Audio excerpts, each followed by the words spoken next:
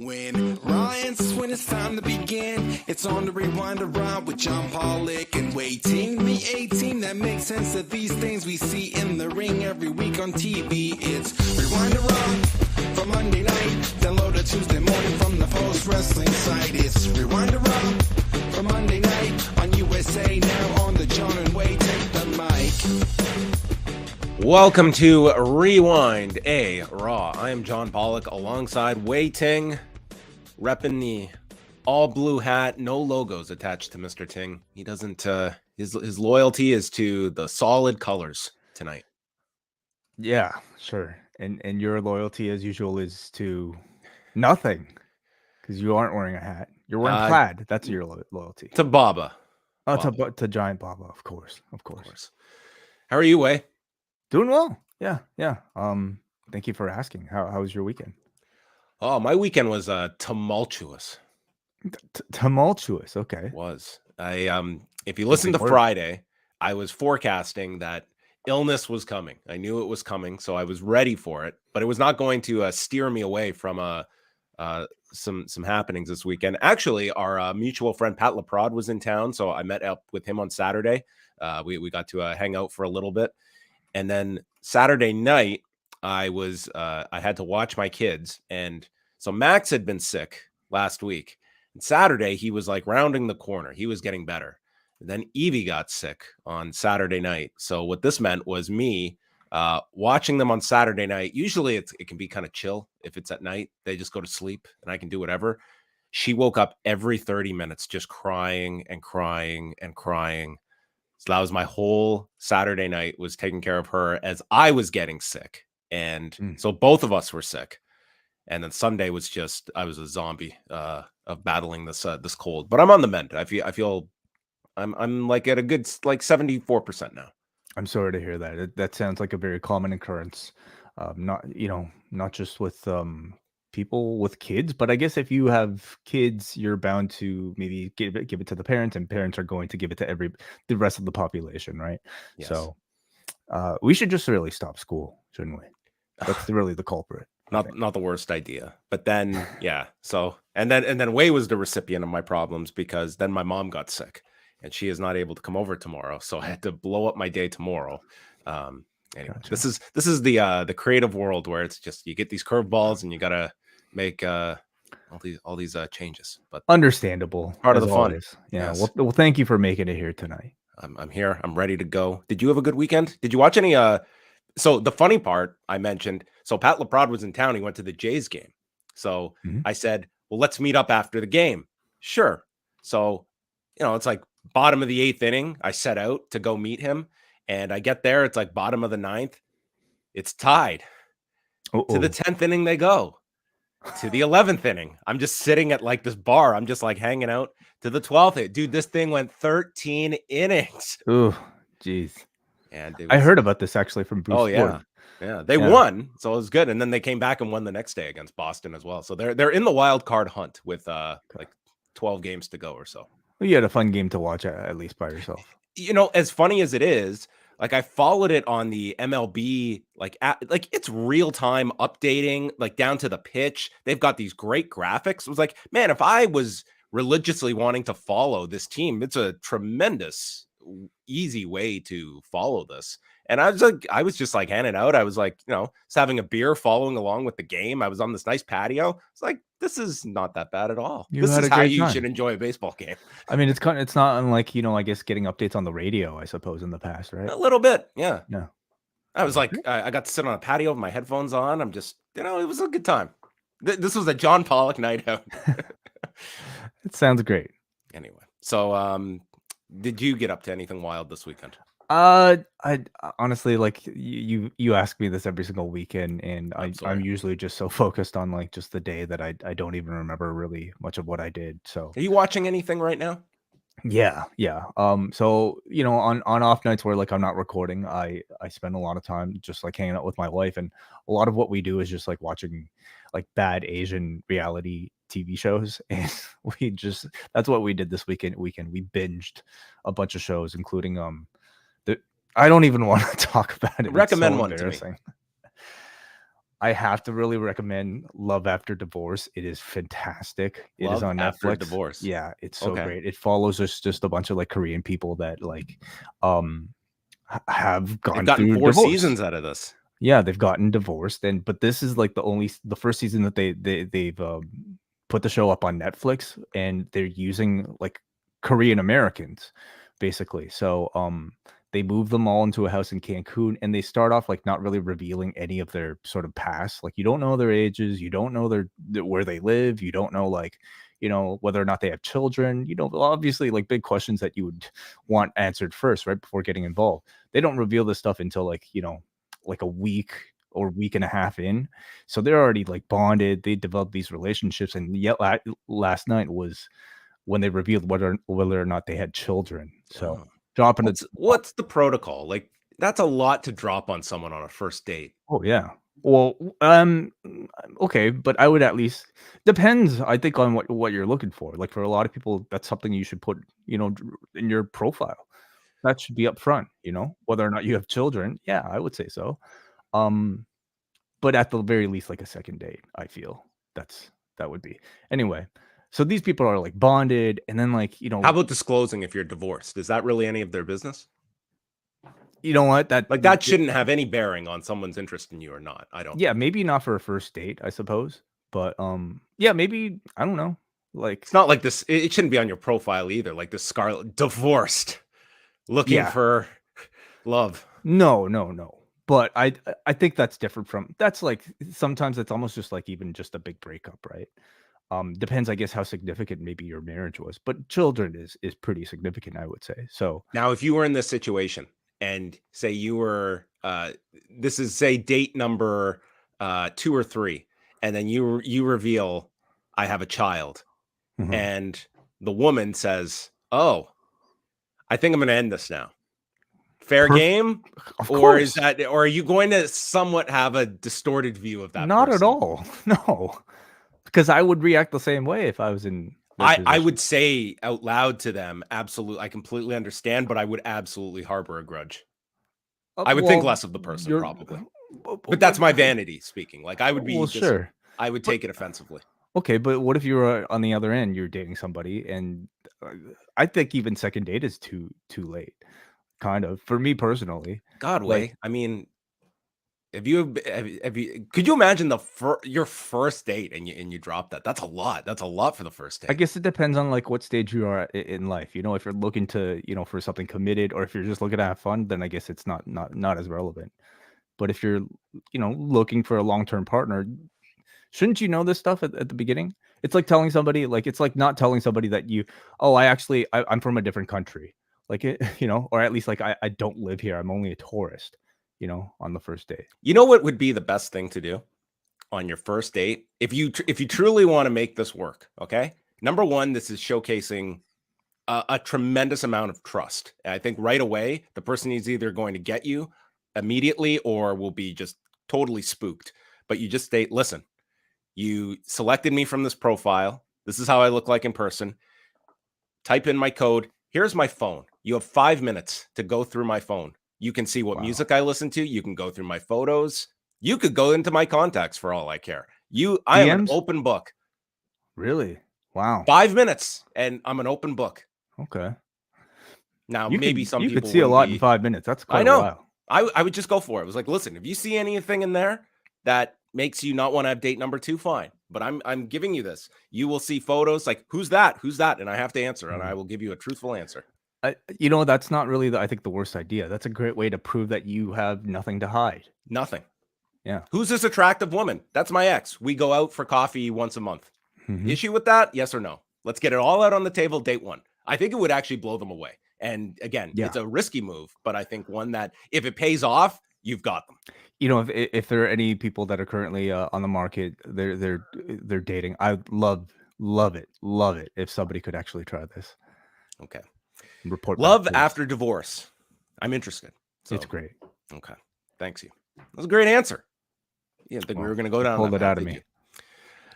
From this past weekend, everyone. I was sick, so I had a lot of listening.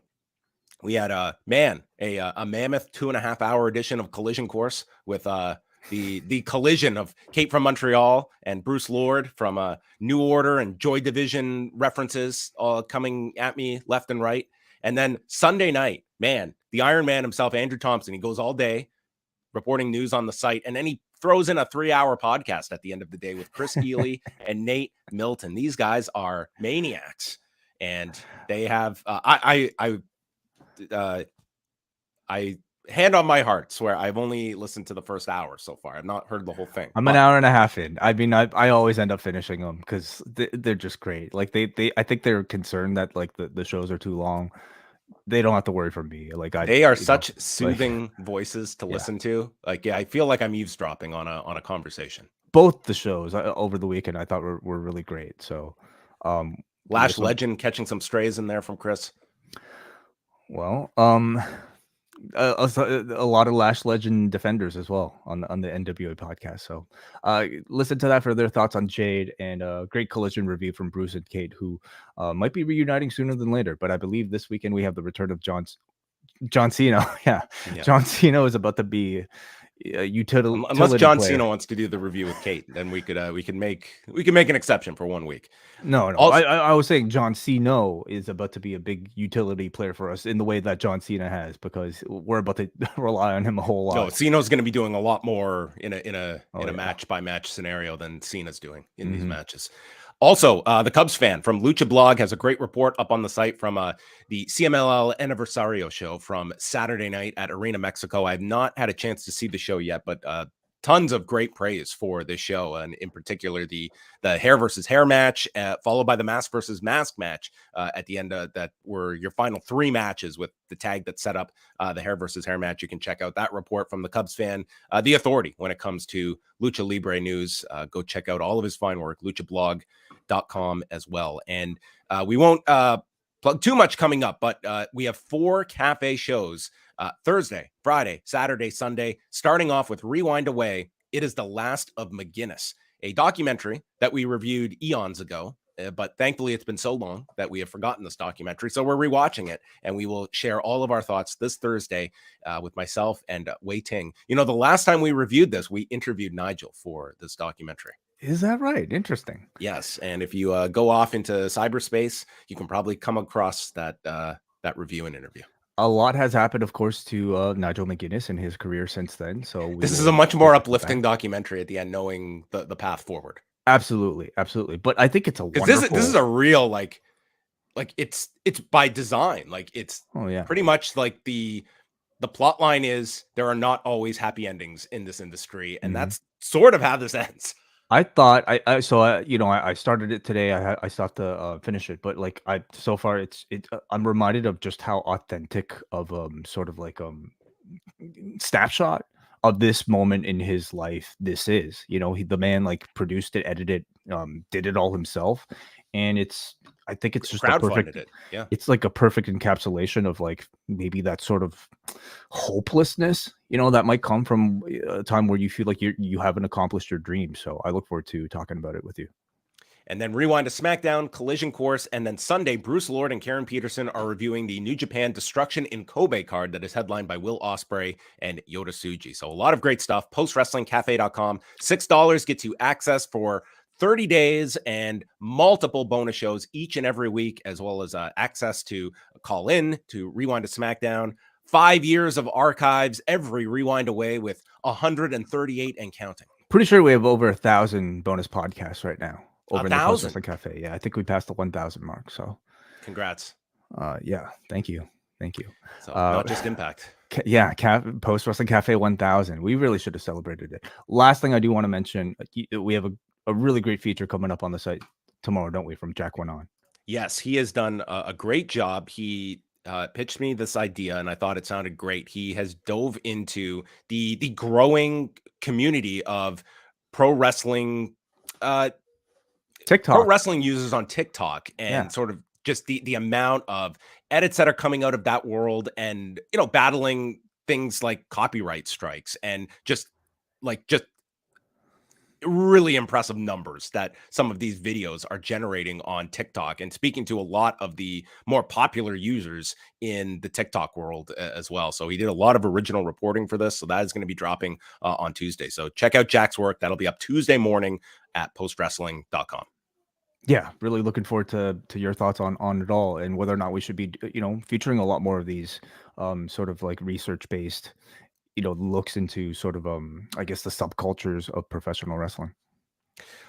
News to go over the weekend. Emile Duprée died at the age of 86. Duprée, who was the father of Rene Duprée, that many people would be familiar from his time in WWE, but he was not just a wrestler. He started wrestling in the mid 50s and went all over the place, from St. Louis, Jim Crockett Promotions, did time in AWA, Texas, Montreal, Stampede, went to Australia for World Championship Wrestling, and wrestled as late as 1988. But it's, for many are going to remember him as the key promoter in the Maritimes in Canada. And every summer would do these tours, and it would be nightly shows. And he would end up doing these like into the 90s and then into the 2000s, at a time when like territories were long gone.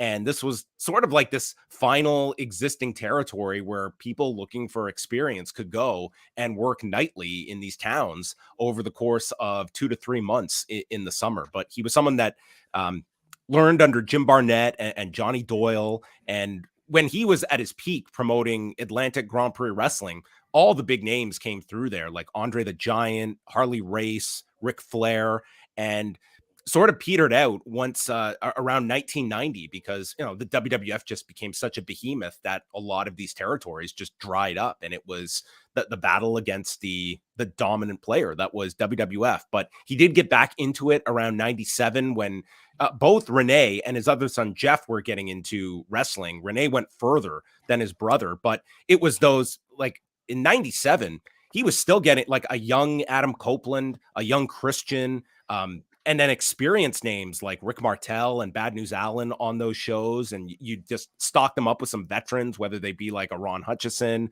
a Rip Rogers, and continue these into the 2000s. They went as late as 2017 trying to revive these tours. But, he was somebody like a journeyman wrestler. He teamed on with Pat Patterson on some of the earliest Atlantic Grand Prix shows back in the 60s and such. So he was 86 years of age, and rest in peace to Emile Duprée. So a real like throwback to just a different era of wrestling that was able to exist for decades beyond in that part of Canada, when territories have largely, they have completely dried up. But where a lot of talent were able to get like nightly experience working in front of different crowds. And for an Edge or a Christian at that time in 97, just to get to work with a Rick Martel or a Bad News Allen, like it might not have been the biggest crowds that they performed in front of, but I am sure invaluable experience at that time. And it was pretty rare in the 90s to have that kind of schedule. So you can also read, Greg Oliver has a really good story on him at Slam Wrestling, if you want to check that out. Nick Houseman from House of Wrestling reporting today that it is expected that CM Punk not going to take legal action in regards to AEW. Doesn't go too much further into the rationale, other than CM Punk is looking to move on from this part of his life. And I would also think that if you were to sit down and go over the issues at hand from this incident at Wembley Stadium, coupled with the fact that there is allegedly footage of this incident with Jack Perry, probably a good idea to maybe like, just let's move on. Let's go our separate ways. And that's probably the prudent and more the more beneficial cost option. You're also going up against somebody pretty much with infinite funds and probably an incredible team of lawyers that I don't know. Hard to say. Like, he could just truly not want to pursue the hassle and the stress attached to something like this. I have a feeling a lot of people only have one of these incredibly stressful legal battles once in their lives. Or could be that he doesn't feel like he has much of a case. We don't really know. I couldn't fathom, like, once you've been through this once, like, forget once, like twice.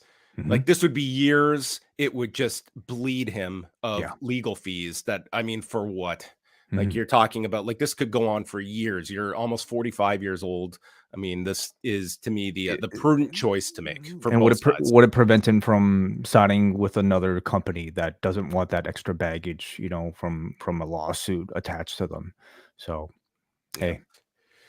There's a pretty big story going on, and it is going to impact Raw for this entire season. So with the ongoing writer's strike, ABC has now picked up 10 additional Monday Night Football games that will be simulcast from ESPN. So that means that, like, for instance, last week we saw the power of a big New York Jets Buffalo Bills game that was airing on ABC, ESPN, ESPN2, and ESPN Deportes, and ESPN Plus. So all the big Disney platforms, and did over 26 million viewers combined. And tonight was a different experiment where there were 2 Monday Night Football games airing. So at like 7:15 p.m., you had like the ABC and ESPN Plus game, and then an hour later, the ESPN-ESPN2 game. So you have 2 games simulcast on 2 separate platforms going against Raw. And now we're going to see, instead of just a handful of games that are on ESPN and ABC, we're going to have 10 simulcast games plus 4 exclusive games airing on ABC. So what that means for Raw is that there are going to be millions more watching football because of this. And the other thought is, if this proves to be a winning strategy for ABC, this is what we see. What comes out of strikes is you have to be creative. And if we can do this many million viewers with a simulcast, why are we going to spend all these millions on original programming to program Monday nights for ABC when we can just air these football games and millions more are going to watch it? And that's, you know, a bigger thing that could come out of this strike. And if there's copycats of different networks that are going to find other simulcast programming or coming up with other creative ways, that, because like budgets are going to be slashed when all the bleeding from this strike is felt. Like we're going up on, you know, 150 days or so of this strike, and there are going to be huge ramifications whenever the strike is settled. Certainly, yeah. I mean, in the short term, it sounds like it's pretty bad for Raw and the WWE and really anybody going up against football. But are there benefits to WWE in the long term? I mean, does this not just continue to prove the value of sports franchises for TV networks? Where it's interesting is that NBC, The Voice is coming back next week. The Voice is not impacted by the strike. So the idea of NBC tinkering with Raw, at least for this season of The Voice, I don't think that would be an option. But long term, like you could certainly look at this idea of do they get to a point where Raw is valuable enough? Like this is not 10 years ago where Raw is a good number on cable, but would not clear the amount needed on network. Today, it's very different dynamics. And I would think if The Voice had not been something they had ready to start next week, I could have very well seen NBC trying out Raw simulcast on NBC and just seeing what the numbers would be. And it would not stun me at some point if they tried that out, whether it's putting an hour of Raw, 2 hours of Raw. But I don't think that's going to happen, at least in the short term. But getting back to your point, I do think overall, like WWE is going to be strengthened by the fact that, you know, it's short term. It's, if last week is an indication, like this is going to be a big hit that WWE takes each Monday. Maybe not as badly as last week, but it is, you know, going to be worse competition, but it's still going to manage to be among the top cable programs outside of football. It'll probably be the top program outside of football. Which, can you see a day where Raw is no longer on Mondays? Yes, I could. I don't see that changing because I think that the one guarantee is that NBC Universal is going to keep Raw. But I mean, they've stated as much. I don't think they are tied to any one night at all. If there's a reason to move it, they will. I think SmackDown, I think there's a very decent probability of it moving off It can Fridays. go anywhere, really. It could go to any night of the week, and Fridays make a whole lot less sense if it's going to an Amazon. So yeah, I see Raw probably staying in place, but I would never be married to just Monday nights if there's a reason for them. And if you're looking at this, like, yeah, with ABC and NBC, does that, or sorry, with ABC and ESPN simulcasting these games. It's only a portion of the year, but this is a night when they could be winning the night as opposed to going against ESPN programming all these weeks that are even hurt worse with the ABC audience. So a big television story today and will impact the whole season. Naomichi Marufuji and Will Ospreay had their match on Sunday. Korakuen Hall was packed. The announced audience was just over 1,500. And I don't know if you got to see any of the match, Way, but this thing was, it was an excellent match. The atmosphere was so cool. And Will Ospreay, when this bell rung, there was no one that was more of a fan and in just totally like grinning more than Will Ospreay. Like he was decked out in the Noah colors of like the black, green, and white. And, he was just in the ring here with his idol, and the audience was just totally with it here. And some of the highlights of the match included Marufuji hitting the Shiranui onto the edge of the apron, and they just blasted one another with these huge chops. And they got to the spot that Way has brought up here. They hold hands and then continue to chop one another, so neither will go down as they're holding their hand, chopping with each's right hand to the other. That was a very cool spot. The hidden blade landed. Both guys were down, and then after an Oscutter, Ospreay hits the Tiger Driver, and Marufuji kicks out at 1. The place exploded. He then hits the hidden blade and the Stormbreaker. So Ospreay wins clean in 23 minutes.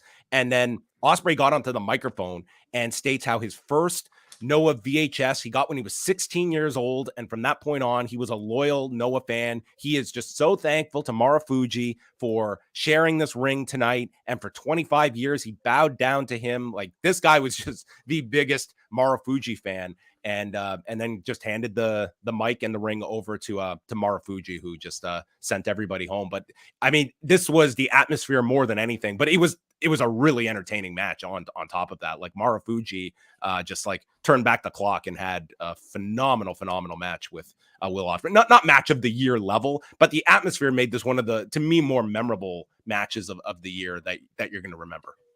It sounds awesome. It's certainly on my list, and I'm just happy that Marufuji at this point in his career can at least get to these sort of flowers. You don't like any match against Will Ospreay, deservedly so. Like, gets a lot of attention, and it's hard to get that. I think if you're Noah, if you're really any promotion other than AEW and WWE and New Japan at this point. So I'm really happy to see this get the spotlight. It's on Wrestle Universe, right? It's on Wrestle Universe, yes. English and Japanese commentary you can choose from as well for that. I also want to just talk about the main event from Saturday's UFC card. This was their Mexican Independence Day show, and they themed the show around, like, everything was just catered to the Mexican market. It's very rare that UFC gets out of its sort of cookie cutter production presentation, and they really did for this card. And they ended up doing like over 18,000 people at the T-Mobile Arena for this card, and it was headlined by Alexa Grasso, who in her last fight upset Valentina Shevchenko to win the championship in the 4th round. So this was the rematch, and Shevchenko, who is the greatest flyweight in the history of, you could say, MMA, really. So this was an interesting fight going in, and it ended up being a super competitive fight that came down to the 5th round. I think most people had it even after 4 rounds, with Shevchenko winning the 1st and 3rd, Grasso winning the 2nd round, and I had her winning the 4th. The 4th ended up being the closest of the 5 rounds that I think most gave to Grasso, but a Shevchenko scorecard was not a crazy one either. The 4th was the closest, but regardless, it was tied going into the 5th. And Shevchenko just made this egregious error, going for like this standing head and arm choke, and got reversed instantly. And Grasso took her back and dominated her for the final portions of this fight. Now, I say dominate, but it was not to the point that you thought this fight was going to end. And that's where the controversy came, because the fight ends and they read the scorecards. It's a 48-47 for Grasso, a 48-47 for Shevchenko, which, again, the 4th round could have gone either way. You can accept either score. And the 3rd scorecard from Mike Bell is a 47-47 card, and he scored the 5th round 10-8 for Alexa Grasso. And there was just outrage that this could not have been a 10-8 round. I did not score any of these rounds 10-8. I didn't think it was a crazy scorecard, but it just did not meet the criteria of what a 10-8 round is. And had he just gone 10-9, he had given the fourth to Shevchenko. So it would have given Shevchenko the win had he not gone 10-8 in the last round. So it ends up being a split draw. And now it's interesting in terms of whether they do a third fight, because Shevchenko has now lost to Grasso and then had a draw.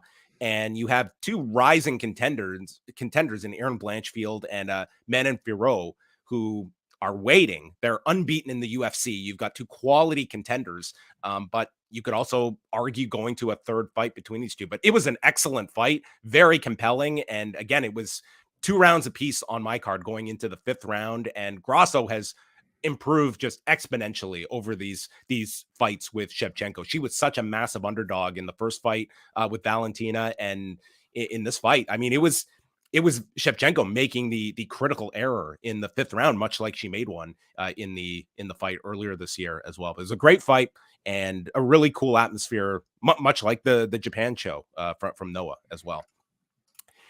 Wei, have you seen highlights? And will you be seeking out the bullet train match involving Minoru Suzuki and Senshiro Takagi? That seems to have, like, this could be one that crosses over. For all we talk about mainstream crossover, this might be the one that just attracts non-wrestling fans to see this thing. I couldn't take my eyes off the highlights today. I saw plenty of the highlights for this. I believe I was like actually online as it was happening, and I think a lot of people were actually like sending out videos as this match was taking place. As bizarre as I think it sounds, I was a big fan of when these two did their Tokyo Dome empty stadium brawl. I thought it was incredibly creative and hilarious. And I'm sure this is pretty much the opposite, whereas I think the Tokyo Dome is about as sprawling of a venue as you can get. This is 2 wrestlers packed inside a cabin of a bullet train. And I'm very curious to see, just as I am whenever DDT tries a stunt like this, of what the result is. This is really the public service announcement from the government of Japan officially ending COVID. Like, this is we're through the worst of it. Oh God. I guess for Japan, I suppose you do have a man with a couple people wearing masks. You do. I masked up today when I went out. It's that season. Yeah, my parents actually now are actually dealing with it. So yeah. It's that. In fact, I was I had my mask on. I was in the lineup at Tim Hortons, and the people ahead of me, they were discussing Alexa Grasso, Valentina Shevchenko from Saturday. Well, there you go. Mainstream fight. Mm-hmm. Some ratings notes. So SmackDown, huge number with the return of The Rock. 2,569,000 viewers, 0.7 in the 18 to 49 demo. Their viewership was up 23% and the demo up 33%. This would be the 2nd largest audience for SmackDown this year, behind the Bray Wyatt, Terry Funk tribute special from a few weeks back. All numbers were up, gigantic numbers, like up 33% in 18 to 49, 33% in 18 to 34, 32% in 35 to 49. I guess my question to you, Wei, do you think that it was worth doing the surprise appearance? And I just can't imagine what the audience would have been if they just announced on the Pat McAfee show, "Hey, Pat, let's go hit up SmackDown tonight." I think they would have cleared 3 million viewers.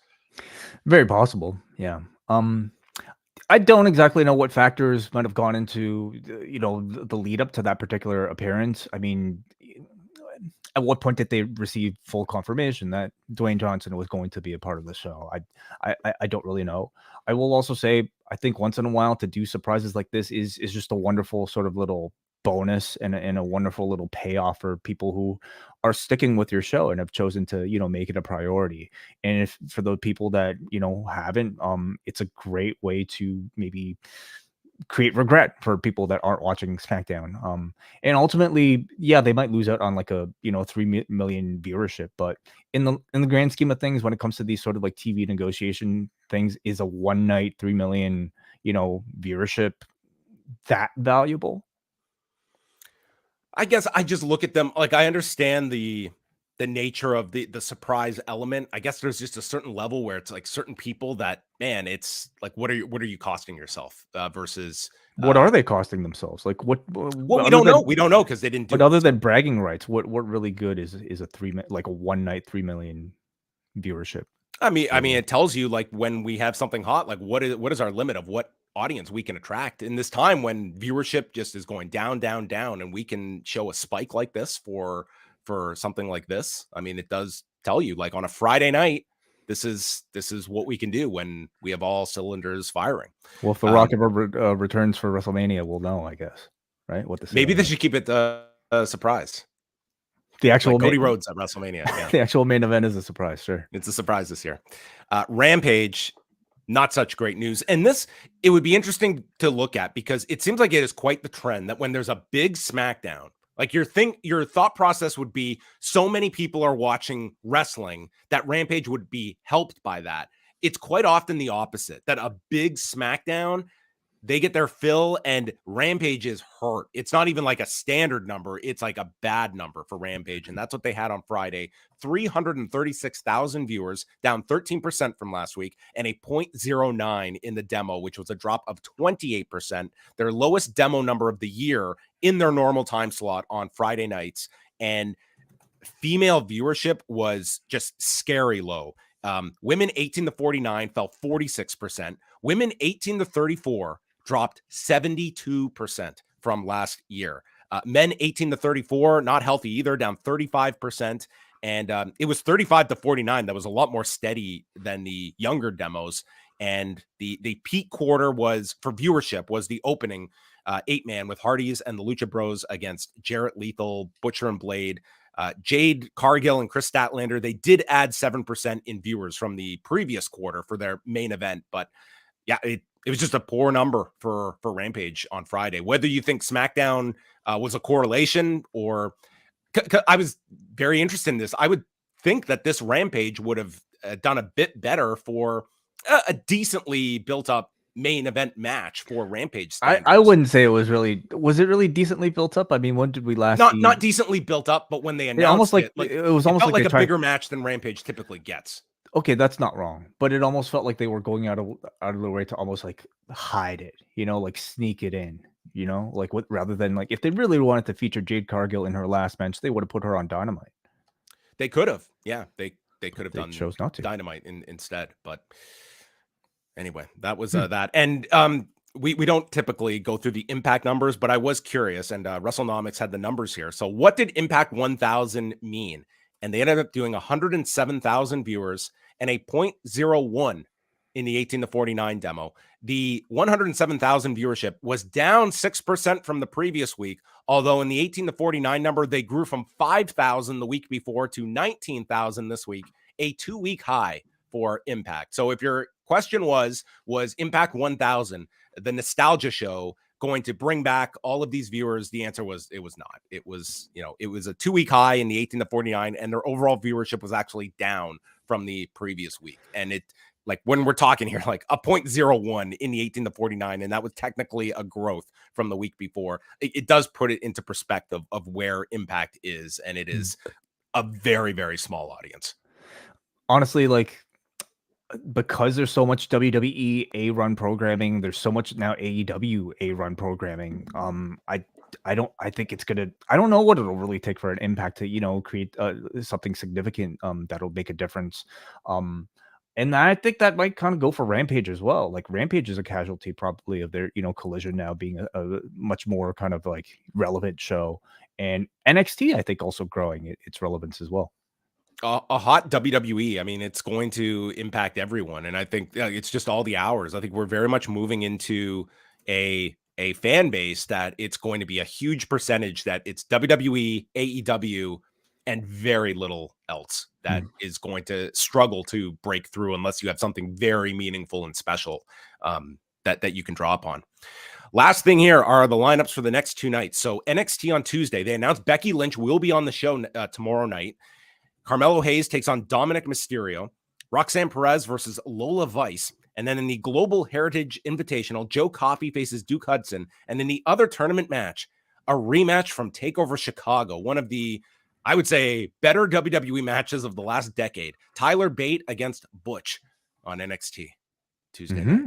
So they have a high standard to recreate from 2017, but we will see if Butch still has his bite with Tyler Bate.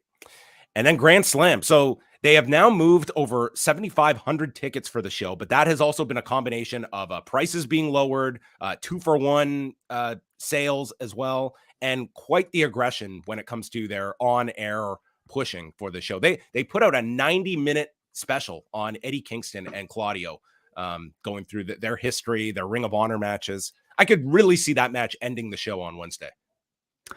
You don't think Joe versus MJF for the title will end it? It just feels as though this is building, like, if this is Eddie's title win, I think that's the big moment on the show. But MJF is a hometown guy too. He is. I mean, you could see either one. Now, Eddie Kingston also said that his family would be in attendance, so that could be a tip-off.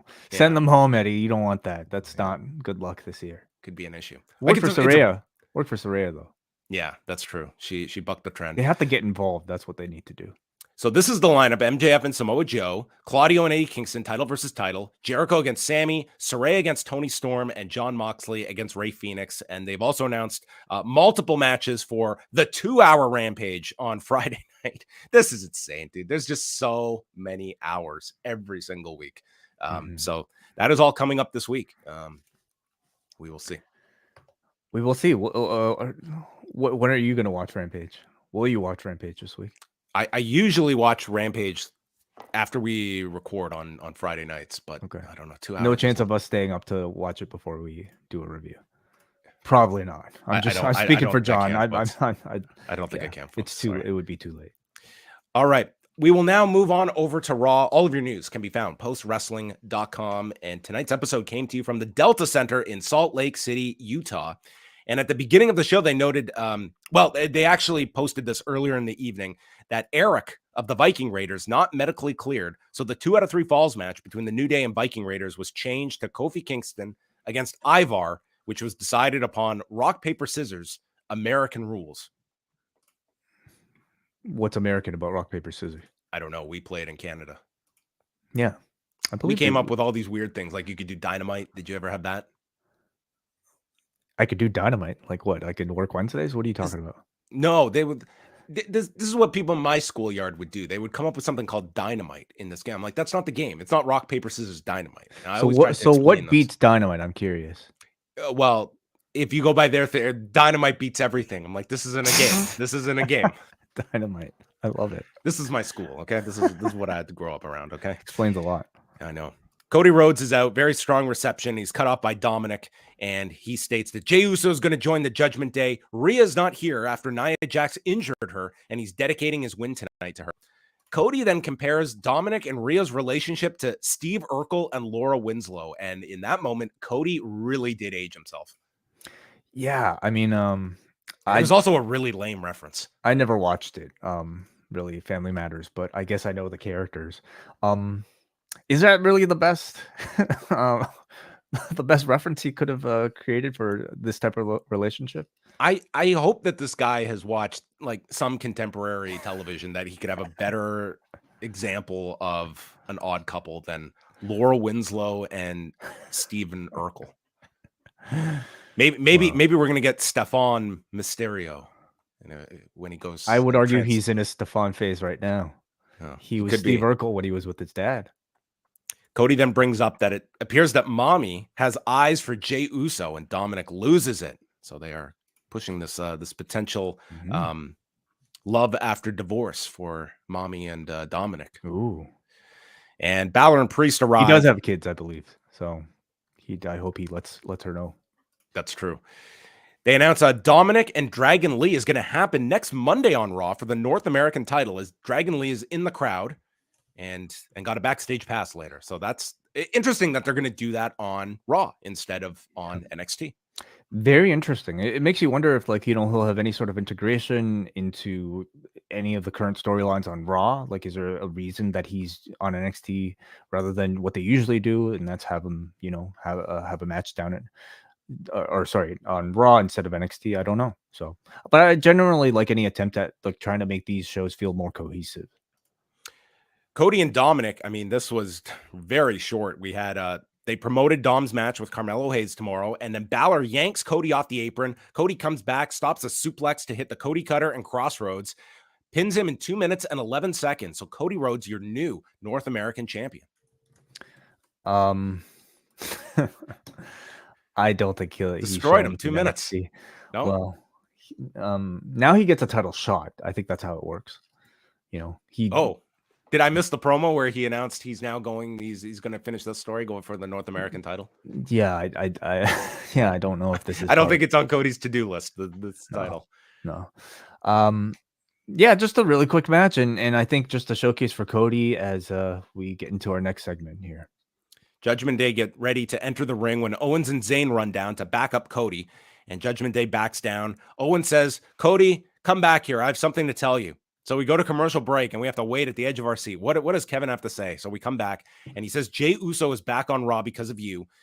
Why did you think this was a good idea? Because I want to hear your answer, and so do a lot of people in the back." Cody states, "My job is to make these people happy. The crowd likes Jey. People deserve second chances." And so, yes, let's get this straight. Cody says that people deserve second chances. And even though there's a lot of people in the locker room that don't care for this guy, the audience will be happy by this person being brought into our company. Okay. Very interesting, right? Yeah, absolutely. Wait. And then said, the fact is, Jey is one of the best in the world. Very interesting. I didn't even catch that last line. So yes, like there are a lot of parallels between Jey Uso being sort of like hated member of the locker room from an enemy company or I should say brand. AEW is the bloodline. Collision, I guess maybe yeah, whatever. It's very interesting. I'm sure maybe some writers are being very deliberately I don't know, clever with it.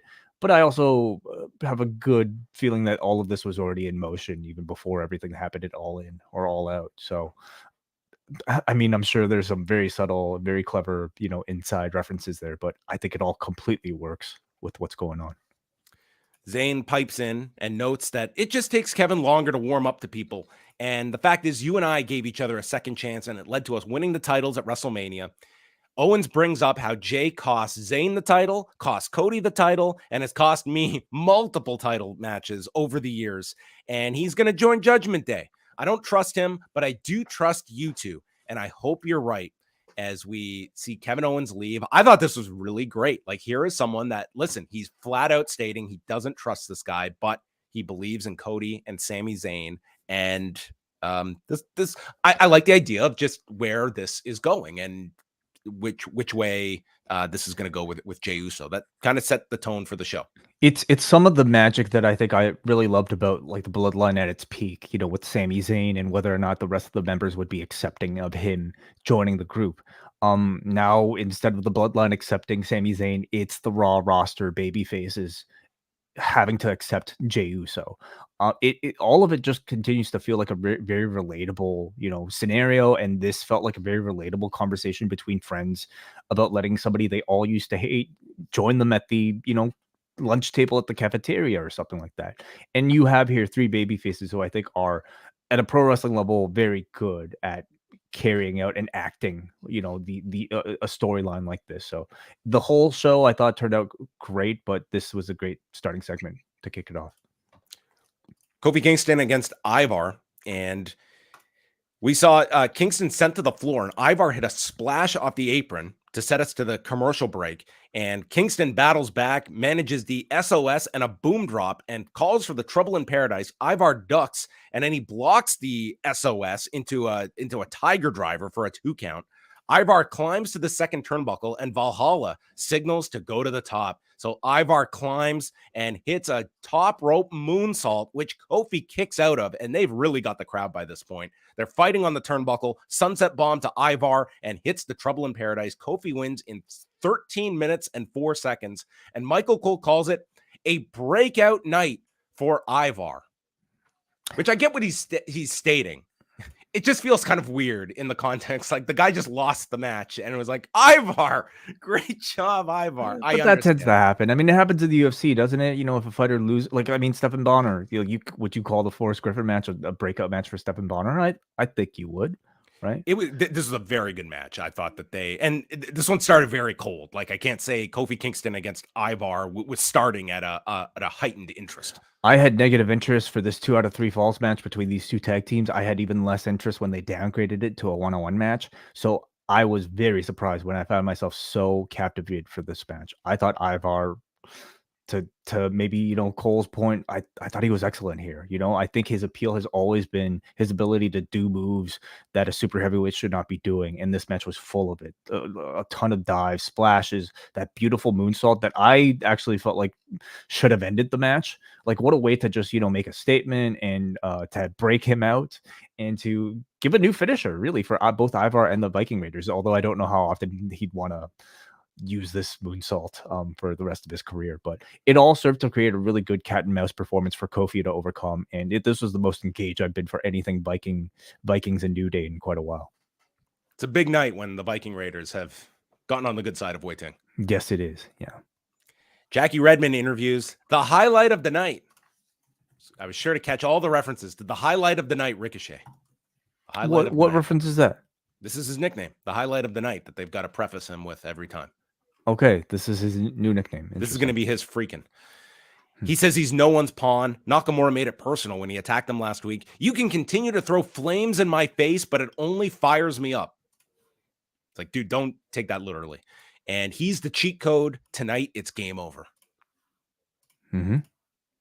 Nakamura comes out, and Rollins runs past security, and Nakamura flees the ring. Rollins is chasing him as they explain that Nakamura has gotten into the head of Seth Rollins. And this was the start of mind games.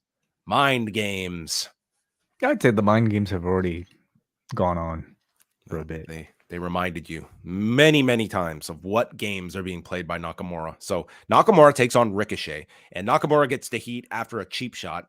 And Ricochet, he would fight back with a standing shooting star, and Nakamura targets the ribs. First, after a handspring by Ricochet, he's hit with a sliding drop kick, and then the ribs to the knee strike to the ribs in the corner is hit by Nakamura. Ricochet avoids a knee in the corner and does a springboard high cross. And the ref counts 1, 2, and Nakamura manages like the laziest shoulder up kick out. His shoulder doesn't even leave the mat. This is the most nothing shoulder up spot. And the even well, maybe Cole, he was really hurt. Well, okay. It takes a lot to kick out. And how long was this match? It was like a 20-minute match. I mean, he must have been exhausted. Well, really good crossbody. Nakamura regained his health because then he swept him on the edge, runs into an enziguri, and then Nakamura's like, F this, grabs a chair, is hit with a super kick. Ricochet takes the chair. Should I do it? I've got to. And he hits Nakamura. The ref calls for the DQ. And then Ricochet tries to explain to the ref, listen, he was going to hit me first. I just beat him to the punch. It's like, no, that's not how these work. And you're disqualified. There's no self-defense laws. Yeah, not at all. Pro wrestling. So Nakamura hits him from behind. More mind games, the announcers state. He hits a Kinshasa to the back of the head, snaps the knee around the post, and then attacks him with the chair. Thankfully, nowhere near the knee where he hit the post. But then Rollins returns, and this was the best. He returns to attack Nakamura and goes for a pedigree, but his back body dropped onto the chair. And this is the crippling blow. The announcer, no, not the bad back. He's just landed onto the chair with the bad back. And they explain Nakamura has suckered Rollins in again. And Nakamura continues the attack and drops him on the desk back first as Wade Barrett pronounces, we are witnessing the mental and physical destruction of the world heavyweight champion as Nakamura then grabs a Seth Rollins fat head from the audience. And this was legitimately the best part of this segment was Nakamura's improv here, grabbing this Rollins head. Fantastic. Yeah, maybe this is what he should wrestle as, you know, fat head Seth Rollins. Listen, maybe the post-match, the beginning and the end, I thought was really good. They had some pretty heated sort of pull-aparts here with Seth Rollins and Shinsuke Nakamura. And I know they have a story to tell here, but man, how long was this match on? It was 13 minutes, and that's not including the pre-match attack, the post-match attack. Too long, and too long for a DQ finish. I know they're trying to I built a match number 3 between Nakamura and Ricochet. I don't even care to see it yet at this point. But I thought the match itself wasn't even that great. I thought it was slow paced. I thought it was just like, I'm into this Nakamura character. I'm not into him in these main event positions. Yeah, and that coupled Rollins is just doing so much overacting with this. Yeah. Like later on, we'd get the example of it, but it's just like it's getting into hokey territory for me. This idea that this man is losing his mind because of this guy. I like the story, but it relies on an actor that can actually sell it like convincingly, and I don't know if Rollins is that type of guy. Yeah, the man does not know what a 5 is on the scale. It's 11 or bust. So Rollins is taken to the trainer's room as Wade reflects that he is unraveling in front of our eyes. Byron Saxton interviews Chelsea Green and Piper Niven, and Green states that Stark and Baszler aren't even a real team. A real team means friendship. And Piper says, "What country am I from if we're such good friends?" And Green guesses Florida. And Niven walks away before Byron informs her that she is from Scotland. So this was our remains of the tag division match. Chelsea Green and Piper Niven against Shayna Baszler and Zoey Stark. It was a non-title because you do have to work your way towards a title match. And Stark hit her twisting senton on Chelsea Green. Stark then drills Green with a kick to the face, and Baszler knees Niven off the apron. And they go to the floor when all of a sudden Nia Jax appears and just attacks Niven and takes out all of the women, including Baszler, who they do draws back to their previous team when Baszler shattered her arm. And that was the end we saw of Nia Jax. So she hit her with the bonsai drop called the Annihilator, and Nia calls it open season. I would call this, we have no idea for a follow-up. So this was it, where Rhea was not on the show tonight. I mean, I would say this was good follow-up, don't you think? I mean, this is still an introduction or reintroduction of Nia Jax, and I don't know the reason why, exactly Rhea wasn't there, but I don't think this was a wasted week for Nia Jax, There are certainly a lot of concerns over the past week about Nia's return beyond, I think, her ability to work a great match. It's her ability to often hurt her colleagues here. They should have played the Stevie Richards breakdown to explain how devastating the Annihilator is. He'd be a great commentator, I'm sure, to talk about just how rough of a move that is. She let go of the ropes. That means it hurts extra hard. Yeah, but as a segment and as a character, I think all of these attacks have been working. They're making Nia feel like a very dominant force, capable of destroying the entire division, including Shayna Baszler, who has been protected pretty well since the Ronda match. And I would say after this week, she feels like a threat that has completely taken over the division, which is, I think, something that they need for Rhea and for Becky. Well, where do you have a follow-up? Like, my only thing, like, the champions are whatever. I think that's a lost cause. Baszler and Stark are sort of in that role, and they were just meant to be, your 98 cruiserweight division when Kevin Nash would run in. And Baszler and Stark feel like, okay, our A side has left, and now we're moving on without Ronda, without Trish, and I wasn't as optimistic based on this viewing here. But I would think the fact that they focused on this, you at least get a Nia Shayna match out of this, but that could very well just be a setup to get to Nia and Rhea. And at this point, it seems like it would be. It seems like they might be sacrificing everybody in order to get Nia up there ready for a Rhea Ripley. I wasn't a fan of having Shayna in this position, especially because they have been so protective of her. I think she could have been spared, and if she even beat up the rest of the three, it would have been perfectly fine, and might have even gave you a bit more interest in seeing Nia versus Shayna eventually. Just have Baszler staring a hole down from the floor, and you could still get to this match, and you have this backstory, but. I don't know. I don't know if they're going to be all in on Shayna post Ronda, but we'll see. Pierce meets with Chad Gable, and for all our talk, this was Chad Gable dialing a lot back to have more of a compromise with the comedic version of Chad Gable, as he wants a rematch with Gunther. Pierce notes it was a career-making performance, but you need to earn your way back. And Bronson Reed enters, and they argue to set up a match, which apparently Pierce just had an open segment coming up, and they got the match. Well, I'm sure there's a lot of flex on the show. Okay, matches end early, matches go a bit longer. He's just, he's an improviser. We were just going to do video packages for the next quarter hour, but you know what? You're both here. You both have your gear on. Let's do a match. And you know what? The show always works out to 3 hours. They always hit their mark somehow. Jackie Redmond interviewed Jey Uso, and he knows he has a target on his back, and he has history with Drew McIntyre. Damian Priest walks in, and he asks him for a favor. The Judgment Day want an Uso, and they're pushing for Jimmy, but Priest wants main event Jey Uso. It's like, they want Jimmy. All we've had is Dominik and Baszler courting this guy. When have they showed any interest in Jimmy? You mean like that? Well, we don't know internally what they discussed after Friday. Dominik's the guy that's been like going after this guy. Right. So I guess they're after both Usos, but Priest, I mean, this is all just, sort of manipulation from Priest, isn't it? Who knows what's the truth? Well, they can be family. The family that Jay's been looking for his whole life, but don't make me look bad in front of my family. And we want an answer by the end of the night. And this is the rare time when they built up and you actually did get an answer at the end of the night. Totally. They didn't make us wait like 2-3 weeks for it as they I thought this was minimum a month when they set this up tonight. Yeah. No, this show like really had this story moving throughout. And I liked Priest here. He, I loved when he said blood only makes you a relative and not family. I thought that was a great line from Priest. And Vin Diesel's gonna steal that one. You know what? Probably straight out of a Fast and Furious movie. Maybe, yeah. He like if he shaved his head, I think he'd. I know. He could a bit of a Dom Toretto himself. Man, Dom and Dom Mysterio, and we got Damian Toretto. I guess Finn would be Brian. Rhea would be who is she? Like is she Letty or Brewster? Sure.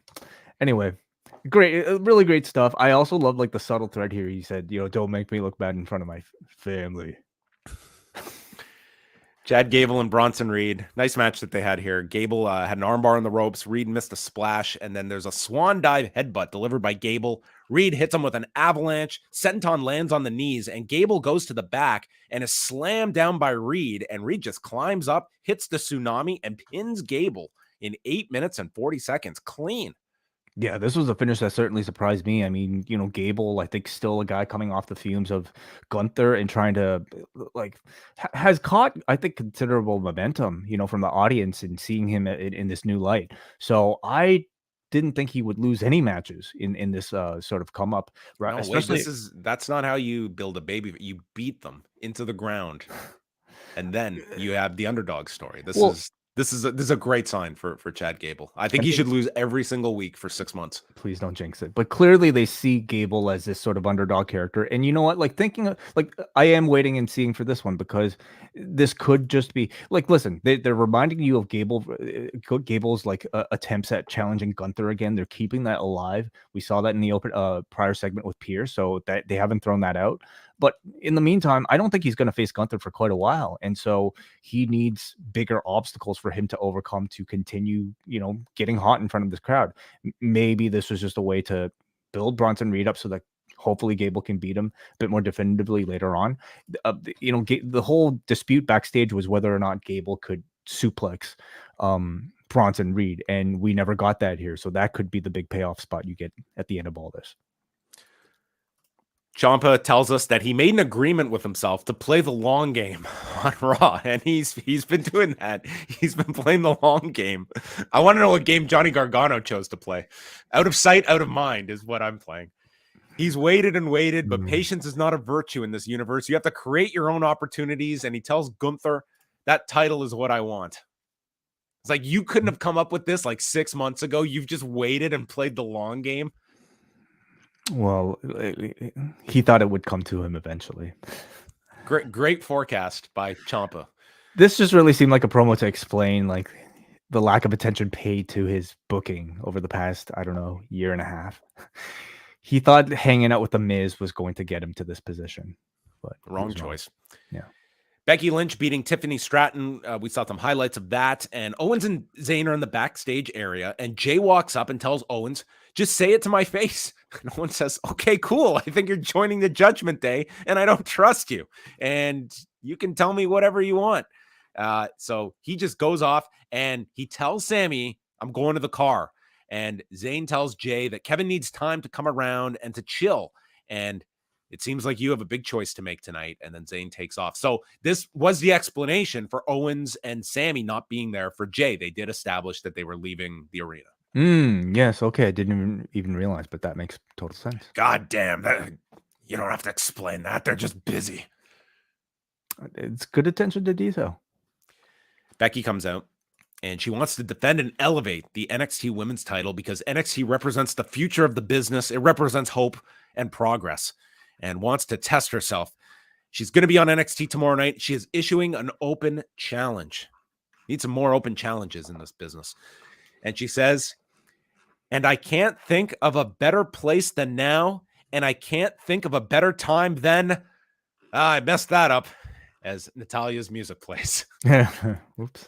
So at least she was aware of her flub here, but no one beyond the flub. I thought Becky did great with this promo. I mean, this I think has been the most valuable NXT integration they've had thus far of a main roster member.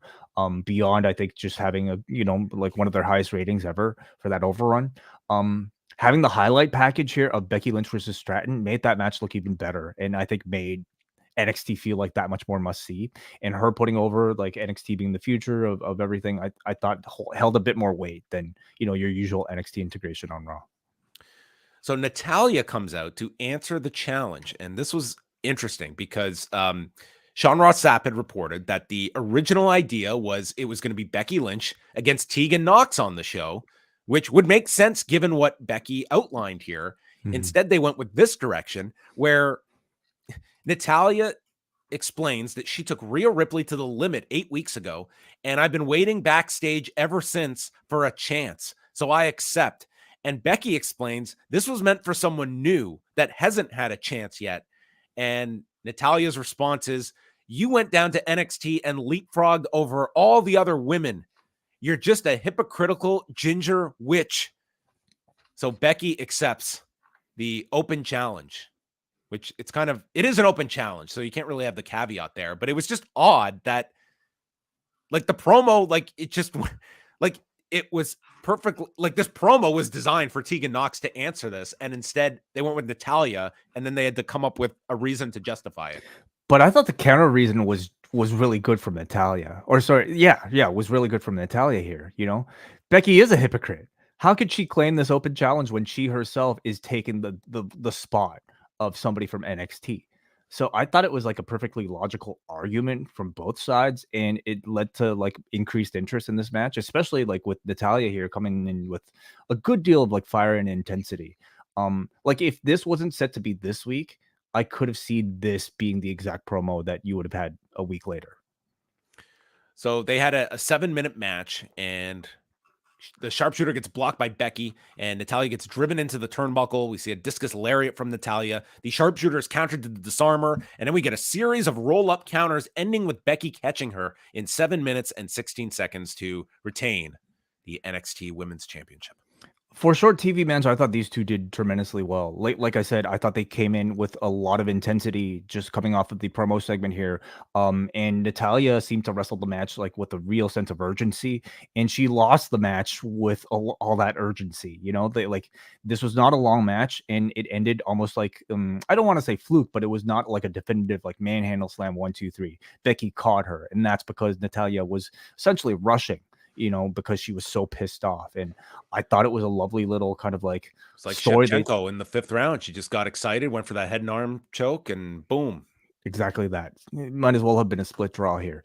But I thought Natalya was really good here. Maybe she does have a real chip on her shoulder for not being featured on TV for a long time, despite basically bailing them out. Well, if it's a chip on her shoulder for not being on TV, then Tegan Nox has a mountain on her. Do you know how many times she's been on Raw this year? Well, listen. How many matches she's had on Raw this year? She's playing the long game, okay? She's using the Tommaso Ciampa playbook here. But I thought even after the match, Natalya, her expression of just continued frustration was really strong here. And I I don't think it's that often where I've actually felt optimism for a Natalya run. So I don't know if this is supposed to lead to anything, but I think there's enough here of like, just somebody who's actually pissed off and is sick of this. It's like she's about to bag groceries. Like she's sick of like being in this place in her career, much like Nigel McGuinness was in 2013. Okay, well, maybe Natalya's gonna get into a car and reflect on her career next week. Maybe. Adam Pearce is with Dragon Lee, and Dominik barges in, blames Rhea not being here for him losing, and says that Nia should have been punished. And he doesn't like people with masks. It's like, listen, okay? We're just getting through a pandemic, okay?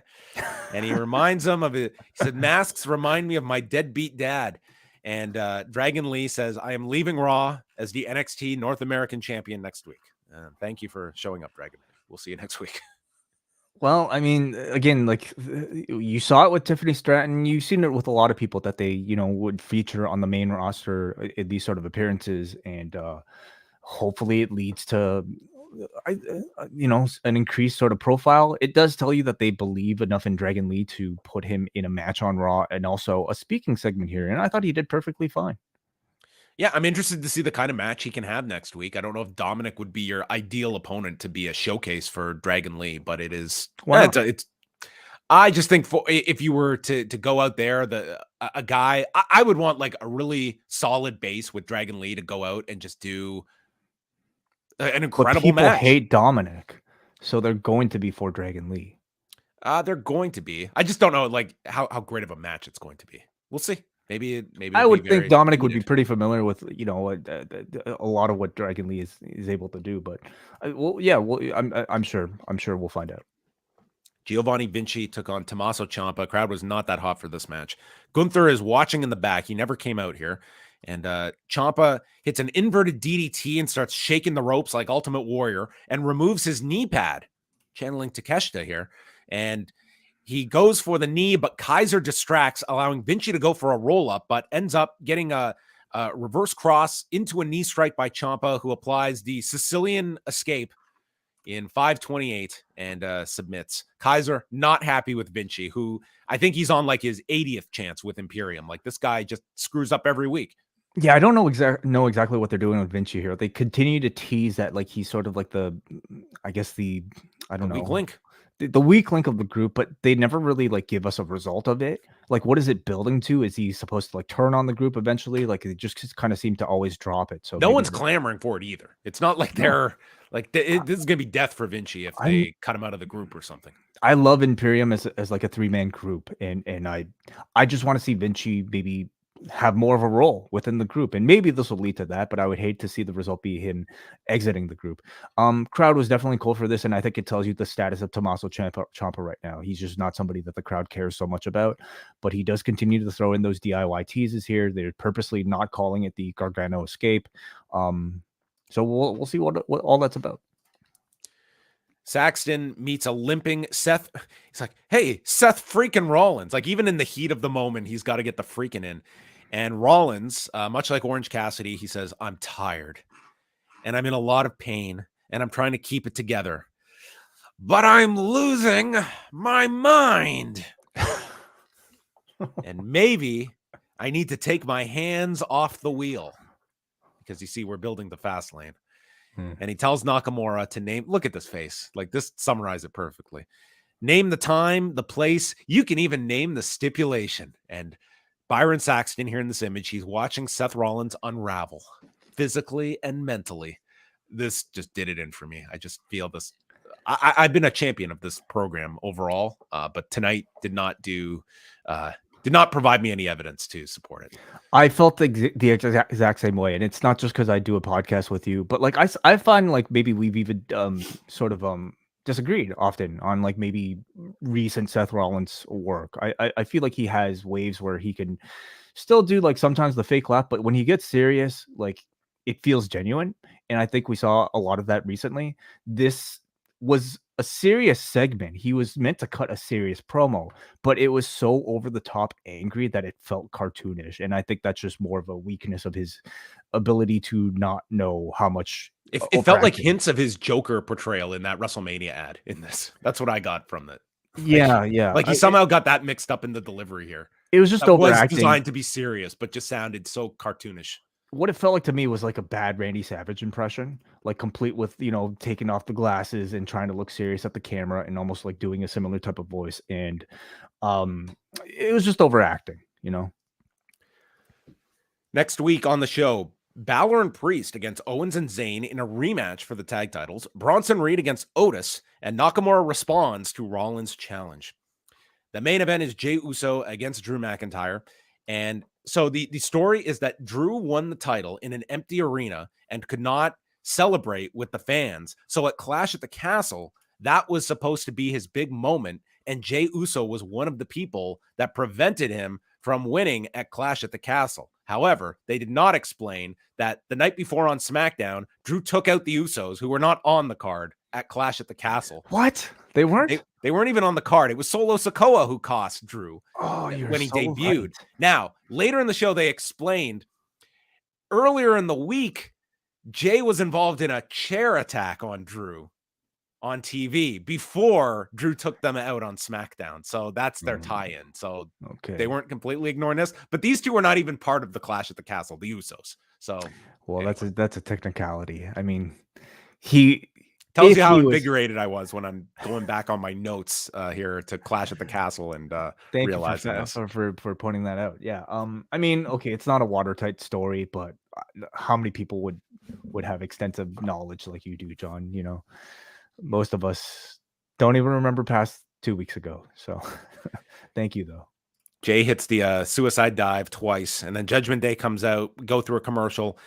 The Claymore gets stopped when Damian Priest gets involved, and that leads to a super kick by Jey. And they're asking, man, if Jey, he benefited there from Damian Priest getting involved. So Priest gets on the apron. He's rallying Jey, and as Jey has to make the decision, boom, he super kicks Priest. He super kicks Baszler, and he super kicks Dominik, and the crowd comes alive for the super kicks. They're getting an advancement in the story, and he turns around and gets blasted with the Claymore, and Drew McIntyre pins him in 14 minutes and 13 seconds.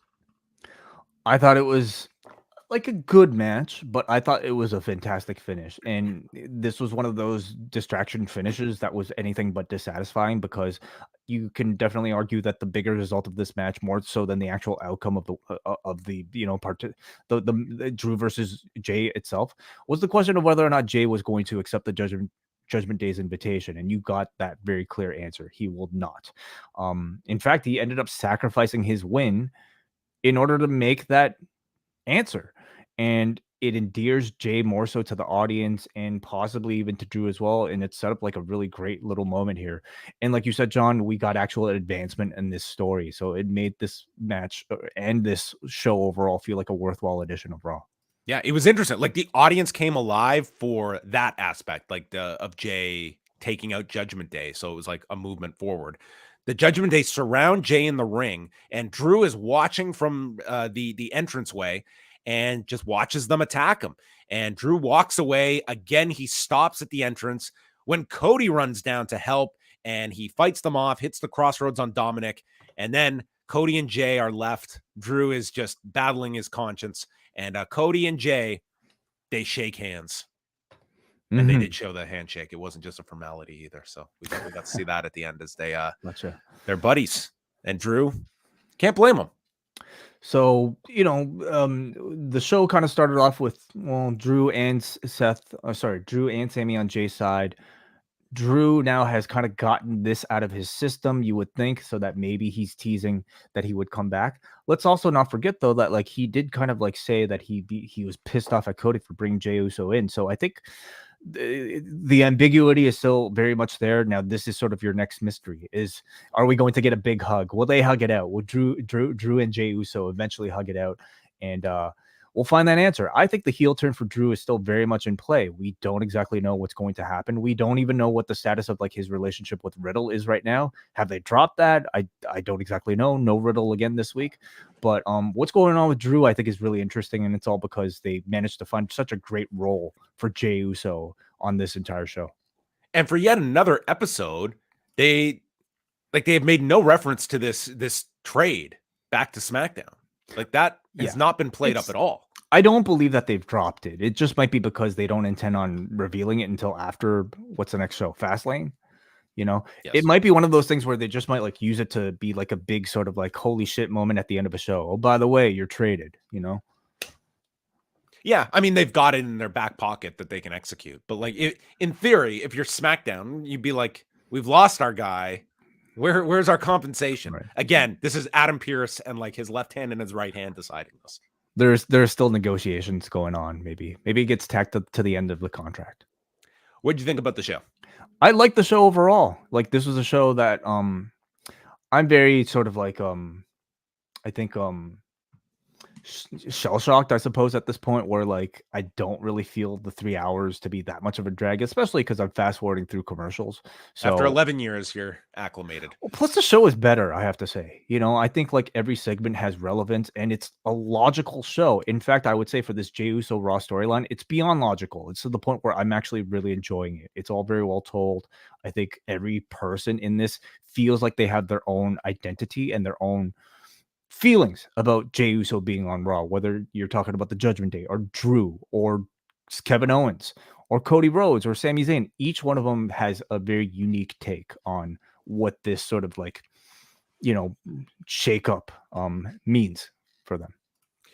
I do like that aspect of you're interested to see where Kevin Owens is going to go, where Drew is going to go, where Jey Uso is going to go. Like you have these characters and who's going to turn on who like that. There's an intrigue to that I think the show is heavily relying on, and that's going to be your basis for your enjoyment of the show. I thought Rollins and Nakamura took a step back tonight on the show, and that had been something I had been had been more of a highlight of the show than not over the last month as well.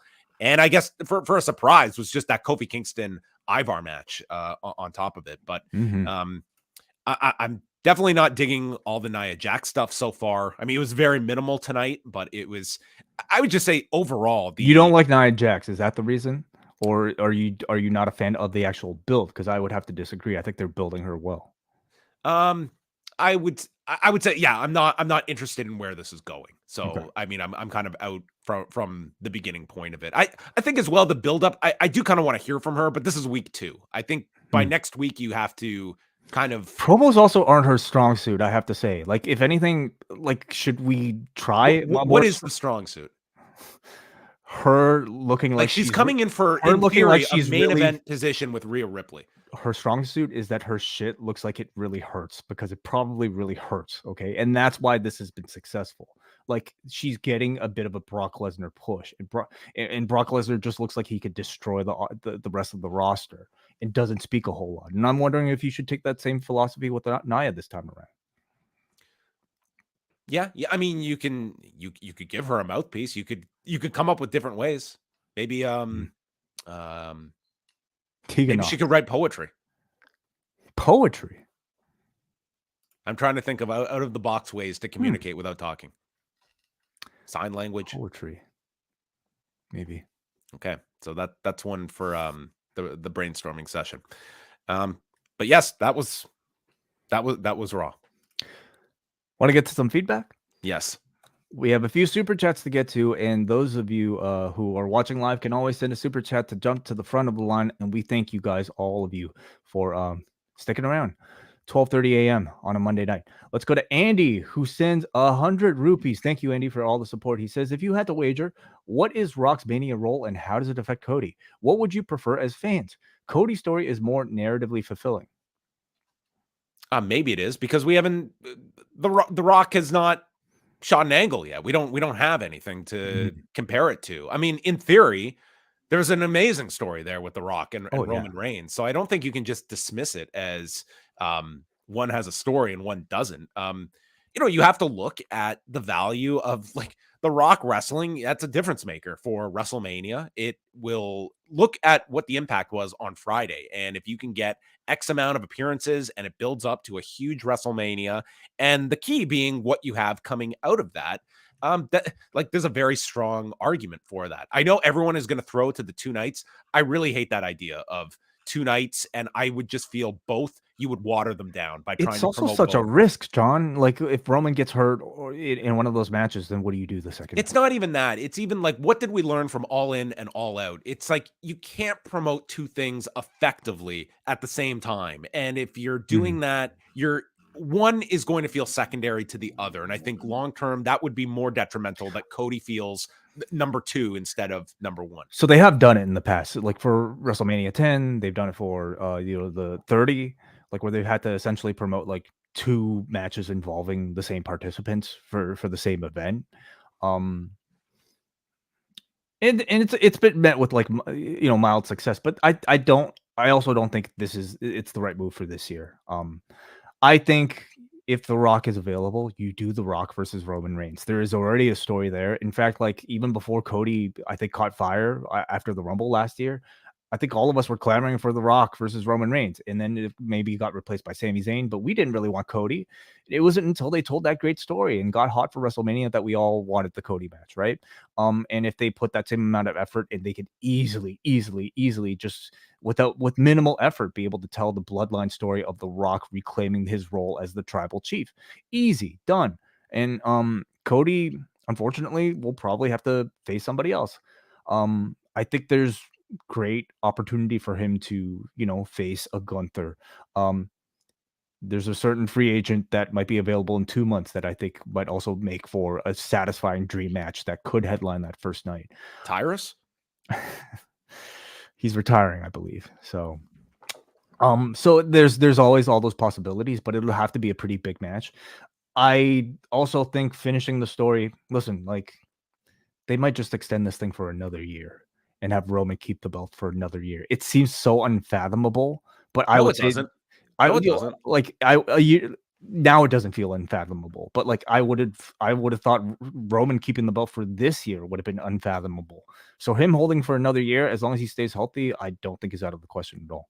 I think you also like if you are getting to Roman and Cody, that's your destination. I do think you somewhat have to change the roadmap on top of it in that you just go back to the same playbook that Cody wins the Rumble and it's just the same. Like I think you need to put some changes in the destination in terms of just how you get there for Cody on top of it. And I wouldn't even throw out that the notion. I think there'll be plenty of people after what they did last year that you will have a compelling belief that Roman could retain the title again and you extend it. So yeah, especially if it's against Dwayne. I don't think they're in a bad position. Obviously, they're not. It's an embarrassment of riches. They can't. And the fact is, like, The Rock will take precedence, and if he is willing to do it, he's doing it, and he's got the match. So, thank you very much, Andy, for that question. Let's go up next to Timu, who sends €10. Thank you, Timu. He says, "Here's a 10 question. During your time as a wrestling fan, how many matches have you seen that you'd give 5 stars to? Is it 1 to 5, 5 to 10, 10 to 20? If you had to pick an approximate range, thank you for the show." I'd say over 20. Yeah. I would say over 22. Like in the G1 alone, I feel like we give, well, maybe not too many like double XLs, but I'm not somebody to like really rate matches. And I don't really think John is either, at least not officially. We just kind of go by feeling.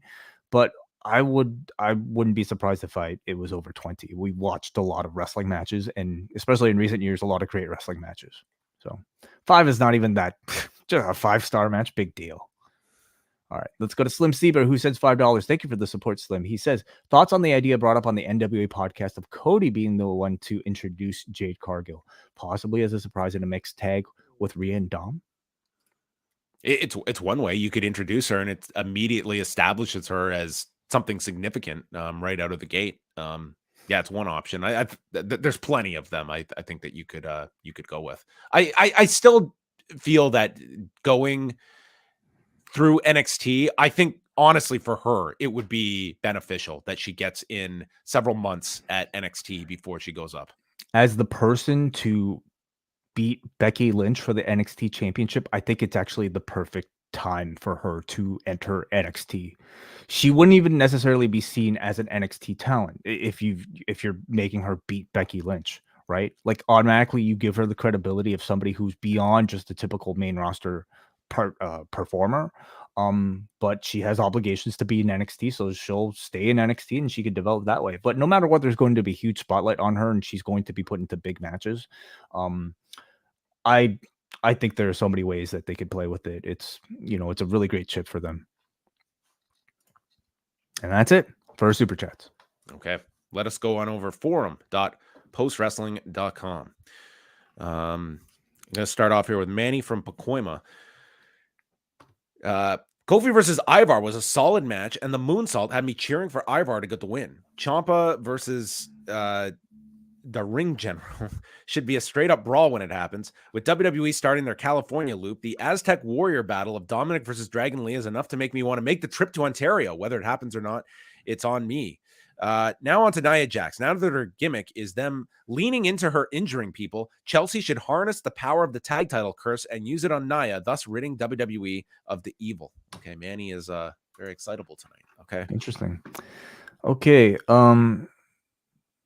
Oh my God. So I know why you skipped the first one. There's no periods at all in this one. So sorry, Jesse from Cincinnati. Kind of hard to read without punctuation here. I'm guessing his period key is broken on his keyboard. All right, let's go to Muggin, who says a solid episode that put an end to the last temptation of Jey Uso. Cody bookending the show by having Jay's back when Drew couldn't let go of what he did years ago makes total sense. Kofi and Ivar was surprisingly good, and it was neat to see Dragon Lee pop up. I don't think the North American title match next week will end without any treachery. I'd bet No Mercy will make it a triple threat match. Interesting. Okay. Very possible. All right. Well, that's going to wrap it up. Thanks to everybody for tuning in tonight to Rewind a Raw. Up next is coming your way Tuesday night, 10:15 Eastern, here on the Post YouTube channel with Davey Portman and with Davey Portman and Braden Harrington, who will have you covered for NXT on Tuesday. On Wednesday, myself and Brandon Thurston will be live at 3 p.m. Eastern. And I think this is a worldwide exclusive. We have Bill from WrestleTix. I think his first interview ever. We have Mr. WrestleTix himself. I didn't even know there was a name. Yes. His name's Bill? Wow. I get to learn everything about the man behind WrestleTix this coming Wednesday. Is there video? I can't answer that. I don't know. Goodness. I don't know. He's a very mysterious man, so I look forward to chatting with him for the first time. Big reveal here. Yes, that's coming up on Wednesday.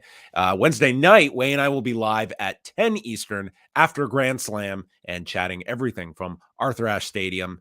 And then Rewind Away on Thursday at postwrestlingcafe.com with The Last of McGuinness, chatting about the 2013 documentary covering the final matches of Nigel McGuinness's career, which he ended in 2011, and goes in depth into why he was retiring at that time, the loss of his WWE contract in 2009, and his shortened TNA run, which was where he went after he lost the deal with WWE. A pretty brutally honest documentary, and probably a lot of people have seen the WWE's documentary on Nigel McGuinness.